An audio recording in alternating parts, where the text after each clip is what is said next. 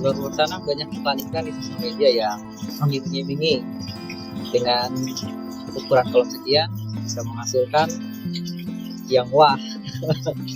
Tapi kita lihat di lapangan ya seperti apa. Jadi ketika proses perkawinan lagi si jantan dan betina ini ukuran itu masih sama gitu. Jadi kemungkinan masih bisa turun lagi. Cuma tetap yang utama itu paling bagus itu ya jantannya. Semua itu masalah pasti ada solusinya. Nah, solusinya yaitu coba kita jalin kemitraan.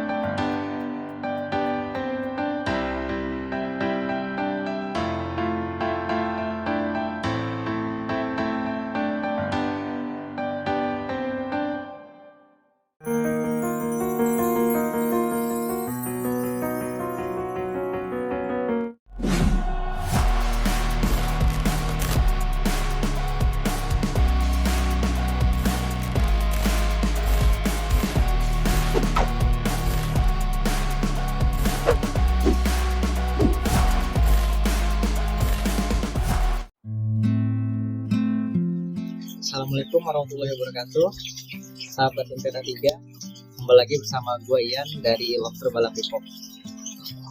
Ya, video kali ini membahas tentang beberapa pertanyaan sih. Lebihnya ke sharing aja dari beberapa mitra saya ataupun yang mau mulai berbudidaya lobster air tawar. Di poin pertama ada pembahasan tentang skala produksi. Di sini masih banyak yang bingung untuk skala produksi itu butuh lahan berapa sih. Nah, yang kedua ada tentang lobster setelah dia telur lalu menetas itu nggak gacor lagi kayak sebelumnya. Itu kita bahas di poin kedua ya.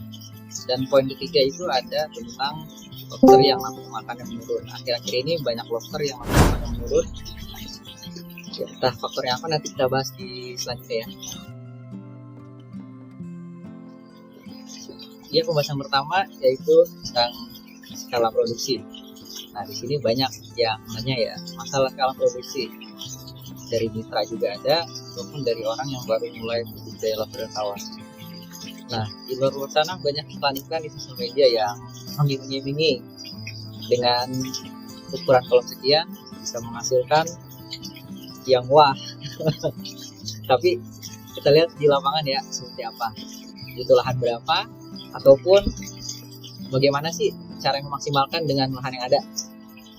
Ya, terlepas dari iming-iming iklan-iklan di sosial media yang berseliweran yang tentang dengan modal sekian untung sekian itu dengan lokasi yang strategis mungkin akan realisasi ya. Cuman kan kebanyakan teman-teman sekarang ini yang mau mulai berbudidaya itu kebanyakan pakai lahan yang terbilang ya misalkan di rumah ada halaman kecil atau ada ruangan yang sudah terpakai, mungkin sih ukuran ya 3x3 mungkin ya. Nah, itu bisa nggak sih dimaksimalin atau emang segitu tuh nggak bisa muter. Nah, coba deh kita asumsikan dengan satu set indukan. Itu satu set indukan itu jumlahnya adalah 10 ekor, 4 jantan dan 6 betina.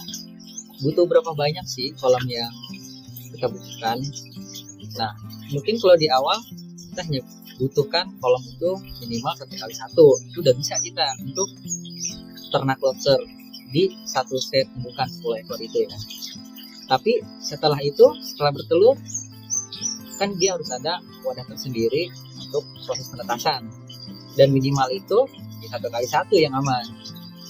Berarti dari satu set itu misalkan kita 6 betina dan misalkan ngelor semua 6, berarti minimal ya punya 6 untuk kolam penetasan. Nah, setelah itu kan nggak mungkin ya sampai besar itu kita hanya pakai kolam gitu. Pasti setelah usia 2 atau 3 bulan itu kita harus pisahkan lagi ke kolam yang lebih besar lagi. Dengan perhitungan itu mau sampai ukuran panen, misalkan panen itu 5 inch, itu sekitar 20 ekoran.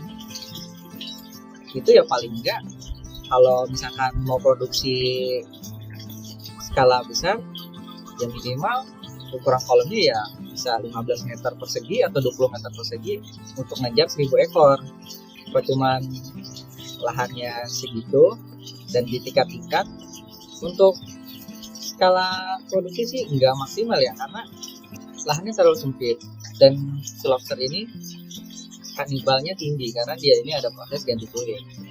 Selanjutnya itu berarti kita hitunglah dari satu betina ini menghasilkan berapa anak sih.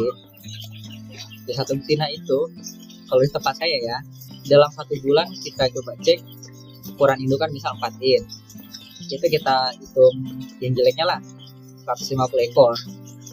Berarti 150 ekor ini membutuhkan kolam seluas apa sih untuk sampai ke ukuran lobster konsumsi. Berarti kita coba 150 dibagi 20. Nah, kita tahu nanti kolamnya berapa. Yang pasti bukan 2 kali 1, itu lebih besar. Nah, dari situ aja kita udah ketahuan kan. Itu baru 1 yang bertelur ya. Masih ada 5 lagi yang bertelur. Nah, berarti butuh kolam berapa banyak? Ya enaknya sih kalau di tempat saya ya, untuk di sini kolam penetasan itu rata-rata sih akan ukurannya 1,5 kali 3 meter atau 1,5 kali 4 meter. Nah, di situ bisa kita taruh ya sekitar maksimal 10 ekor lah yang bertelur. Nah, di situ kita diemin sampai ukuran 3 in. Nah, setelah 3 in, kebetulan di sini ada kolom-kolom tanah. Itu ukuran 15 kali 15. Nah, itu kita masuk-masukin situ untuk proses pembesaran. Nah, jadi dari sini udah kelihatan kan, dari iklan-iklan di sosial media yang hanya butuh 1-2 kolom bisa produksi per bulan sekali, ya itu kayaknya mah nggak masuk sih. Apalagi teman-teman yang baru udah teriming-iming, wah ternyata hasilnya besar ya. Ternyata memang enggak.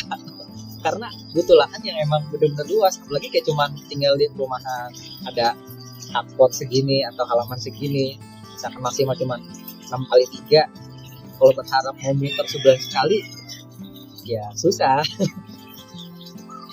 Dan kesimpulannya, dari satu set indukan ini butuh lahan berapa sih untuk sampai skala produksi? Yang pertama, saya punya kolam untuk kolam pemijahan ya, itu 1 kurang 1 kali 1, kita masukin lobster 10 ekor 4 jantan betina. Yang kedua, siapkan kolam penetasan, itu minimal ukuran 1 kali 1 jumlah 6 kolam. Dan yang ketiga, kita butuh kolam pembesaran. Nah, kolam pembesaran ini bervariatif sih, tergantung berapa ekor yang mau kita besarkan. Tadi pakai rumus tadi, per meter persegi itu kita buat 1 kilo yang mungkin di jumlah 20-30 ekor. Ya paling nggak minimal untuk pembesaran, sebenarnya kalau untuk skala rumahan ya 5 kali 5 sih sebenarnya masuk. Cuman ya kembali lagi dengan total produksinya berapa. Misalkan kalau mau 1000-an ekor ya berarti harusnya lebih besar lagi. Oke teman-teman, tapi jangan khawatir ya, semua itu masalah pasti ada solusinya. Nah, solusinya yaitu coba kita jalin kemitraan. Misalkan di rumah kita udah bisa nih produksi nih kan, udah bisa produksi bibit, kita butuh, kita coba untuk buka kemitraan. Karena kemitraan ini sangat membantu kita. Karena kan ketika kita buka kemitraan, di situ kita ada seperti sebuah perjanjian lah. Ketika mitra kita panen, itu bisa kita tampung. Nah, disitulah ketika kita punya lahan sempit, lahan seadanya bisa muter karena kita punya kemitraan. Nah, jadi misalnya teman-teman jalannya sempit, jadi nggak usah bingung. Ya udah, sekarang fokus aja dulu untuk cetak bibit dan indukan, kita buat bendera lagi, kita sebar, kita buat kemitraan. Jadi kalau cuma ngandelin lahan yang kita punya, tapi kalau misalkan kecil jangan jalan. Nah, salah satu cara ya itu buka kemitraan. Karena kan ketika kita buka kemitraan, mungkin kita bertemu dengan orang yang mempunyai lahan luas. Nah, di situ kita bisa menjalin kerjasama dengan mitra kita. Dan dari situ kita bisa memenuhi permintaan pasar karena kita punya banyak mitra yang memproduksi di rumah dijual ke kita.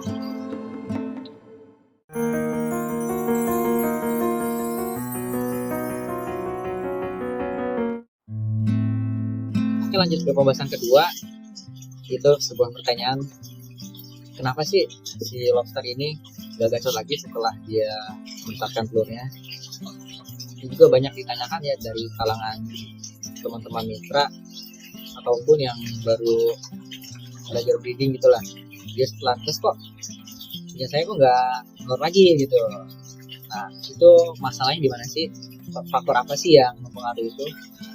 Apa berbicara tentang pengalaman aja ya? Itu lebih dominan itu kepada si jantan untuk proses perkawinan. Kalau misalkan jantannya kurang bagus, itu biasanya sih emang agak susah bertelur. Karena saya dulu pernah melakukan eksperimen gitu kan. Jadi ada 3 kolam, itu saya isi masing-masing 1 jantan 2 betina. Di kolam sebut aja lah ya, kolam A, B, dan C. Nah, dalam kurun waktu 1-2 minggu itu saya cek lah kolam A, saya cek sudah ada yang bertelur. Tapi ketika saya cek kolam yang B dan yang C itu nggak ada yang bertelur. Nah, coba saya inisiatif lah, betina yang di kolam B itu saya gabung ke jantan yang A. Ternyata nggak sampai 1 minggu jadi bertelur. Terus kan saya nggak terlalu yakin ya apa yang cuma kebetulan atau gimana. Akhirnya coba lagi deh pakai betina yang C. Saya gabung ke jantan yang A. Nah, benar, ternyata nggak sampai seminggu bertelur juga. Nah, bagaimana dengan jantan B dan C? Ternyata dia bisa kawinin juga. Cuma jangka waktunya dia lebih lama, lebih dari 1 bulan. Nah, kan untuk kita produksi kan kalau itu kurang bagus ya karena nunggunya terlalu lama. Nah, berarti lebih dominan di jantan untuk dia kawin ya. Nah, bagaimana sih treatment untuk betina nih? Treatment untuk betina, pastikan betina juga ya berperan penting lah untuk proses perkawinan. Biasanya itu setelah dia menetas, yang baik itu si lobster betina ini kita karantina dulu untuk menjaga ukuran.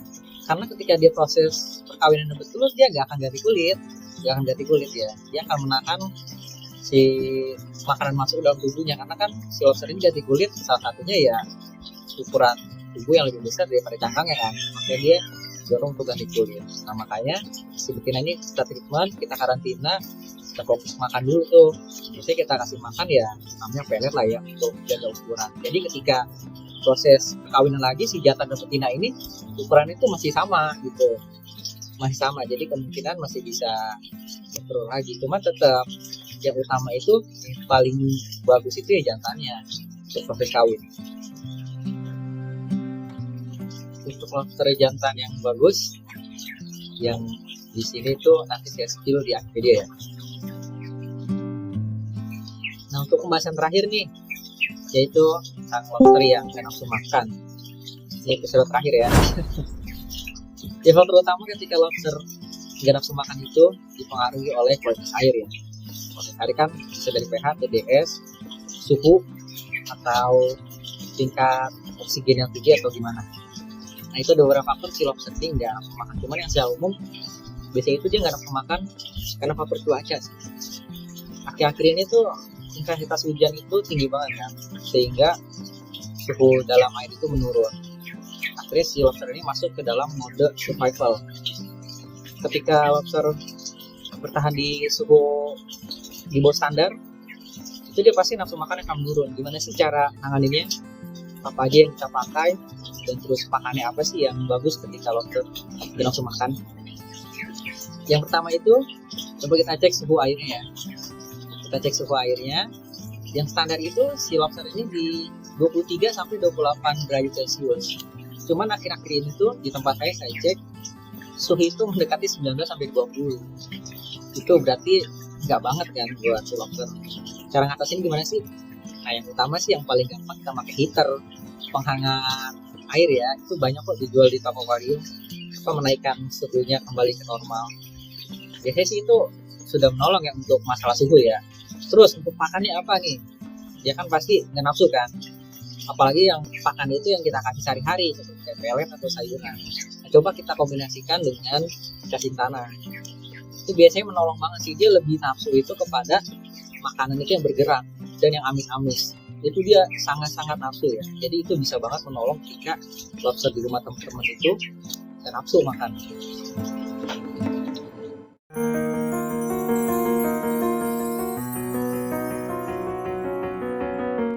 Janji gue yang tadi yang mau spill ciri-ciri si lobster jantan ini bagus atau enggak, kita bisa lihat secara fisiknya sih. Cuman kalau dari fisik doang kadang tidak 100% ya. Ini kayak urusan batin sih lebihnya.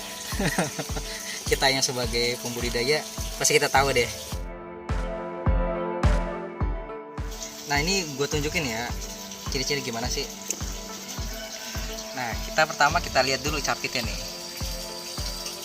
Terlihat jelas kan ini warna merah nih kan. Lobster dikatakan sehat itu, jantan yang bagus itu, si bagian merah ini akan menyala seperti ini, merah banget seperti ini dia. Ini ternyata ini salah satu ciri-ciri si lobster ini emang sudah siap kawin. Nah yang kedua kita cek cincin ekor ya, cincin ekor. Nah bagian sini itu seperti keemasan ya. Nah ini tuh tandanya dia berarti lobsternya bagus sehat. Oh dia nyapit ternyata. Yang ketiga ya tadi dia nyapit, lobsternya sehat. Karena dia nggak diem aja gitu kan. Terus kita lihat ada penyakit atau enggak. Ini kan dari ekor nggak ada yang melepuh, kakinya lengkap, capitnya, bagian makannya, terus juga sumutnya ini lengkap semua. Sebenarnya dari ciri-ciri yang saya lihat itu ya. Nah dari capit nih ukurannya ya, biasanya itu kalau yang saya perhatiin yang yang bagus itu bagian capit ini nggak terlalu membulat gitu, dia lebih ke memanjang. Nah seperti ini contohnya, ini agak memanjang, nggak besar gitu, lebih memanjang. Yang saya perhatiin sih gitu sih. Cuman kalau gitu kembali lagi sih ke teman-teman ya, coba buat ini aja kita buat namanya pengetesan aja kayak saya tadi di video awal. Coba buat 3 kolom, kita tes coba jantan-jantan kita yang paling bagus yang mana.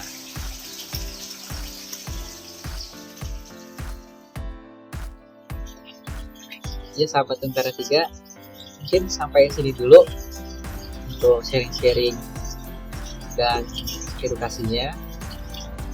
Untuk teman-teman jangan lupa untuk subscribe channel Tentara 3 ya. Untuk sahabat Tentara 3 yang membutuhkan lobster air tawar atau mau coba budidaya lobster air tawar, kita juga menyediakan indukan dan bibit lobster air tawar.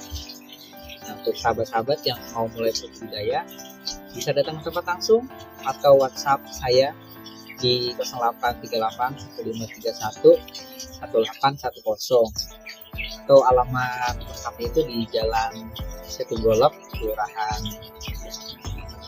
Kelurahan Cilangkap, masih masuk ke kampus Depok ya. Saya juga kan buka kemitraan, jadi teman-teman yang mau budidaya bisa hubungi saya, atau juga bisa DM TikToknya itu ya lobster balap juga. Terima kasih telah menonton, sampai ketemu di pertemuan berikutnya. Salam sahabat Tentara 3, salam dari Ian, saya lobster balap Depok. Sampai jumpa.